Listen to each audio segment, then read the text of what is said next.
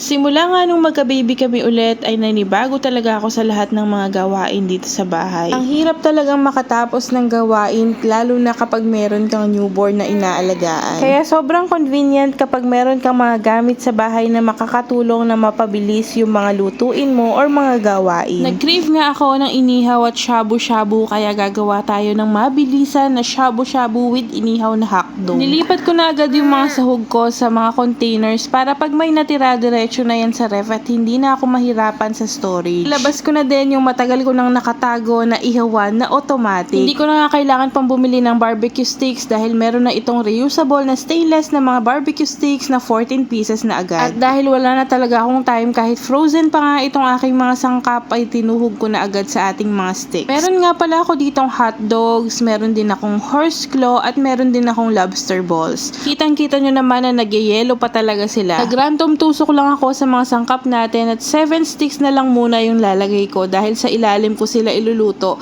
at sa taas naman iluluto ko yung sabaw natin. Bago nga pala tayo mag-ihaw, lagyan na muna natin ng tubig yung ating tray para even yung pagkakaluto ng ating mga barbecue. Tinalatag ko na nga yung ating mga barbecue at meron ditong slots for 7 na barbecue sticks. At sa mga magtatanong nga pala kung ano itong ginagamit ko, ito yung TG na barbecue machine. Automatic ito. Pwede ito sa baking, pwede sa grilling, at pwede rin kayo magluto dito ng mga sabaw-sabaw. May dalawang knobs nga pala ito, isa para sa timer at isa naman para sa kanyang modes. Sa modes niya, merong grilling pan, merong barbecue, at meron din for baking. Hanggang 30 minutes naman pala yung kanyang timer. At kapag naset mo na yung mode and timer, kahit iwanan mo na yan, ay kusa na siya magluluto. Kasama na nga din dito sa machine na ito, itong kanyang baking pan, pati na rin yung stainless rack na nasa ilalim. Pwede kang sabay na mag-ihaw sa taas at sa ilalim, pero ngayon ay hindi mo na ako mag-iihaw sa itaas dahil magluluto ako ng sabaw dito. Lagay nga pala ako dito ng aluminum containers, tapos nilagyan ko lang ng tubig at hinintay ko na munang uminit. Kung mainit na yung tubig ay nilagyan ko na ng seasoning. Diba, habang nag-iihaw ka, pwede ka na rin magluto ng sabaw dito. Sabay-sabay na silang maluluto. Gumamit nga lang pala ako ng mga instant noodles na nabibili sa tindahan o kaya sa mga grocery stores. After 8 to 10 minutes, naluto na yung aking mga barbecue. Ang galing talaga nito dahil kahit frozen yung mga nabili nating sahog ay naluto talaga niya ng mabilis. Kaya maya nilagay ko na yung mga noodles, pati na rin yung iba nating mga sahog dito sa aking shabu-shabu. Nilagay pa nga ako ng repolyo para kunwari healthy. Hula-hula nga lang pala ako ng barbecue sauce dito. Meron siyang ketchup, merong oyster sauce, konting asukal,